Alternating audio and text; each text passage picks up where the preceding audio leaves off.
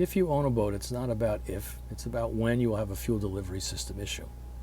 I'm sure you know all about metal tanks, anti-siphon valves, or even clogged filters that may prevent fuel from reaching your engine. You may have a great idle. It may really run well at low speed, but the second you start, you may experience a misfire or it bogs down and you're having trouble getting to full throttle. And then you go and squeeze the ball, and sometimes that can help. If you belong to any boat user group, they will tell you if you have fuel starvation symptoms to immediately trash that gray fuel line that you've been using. Here we are, first time trying the 40 horsepower that we rigged on the G3. It started up instantly.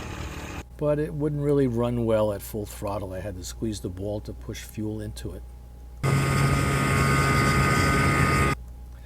Then when I got back to the dock, it wouldn't start at all. So up until recently, I never really had a problem with the gray fuel line that I purchased from West Marine. Then this day, it just wouldn't start. I sprayed some carburetor fluid into it, and it would talk until the amount of fluid that I sprayed in was used up. At that point, I decided to replace the mercury connection at the engine. Yep, here we go.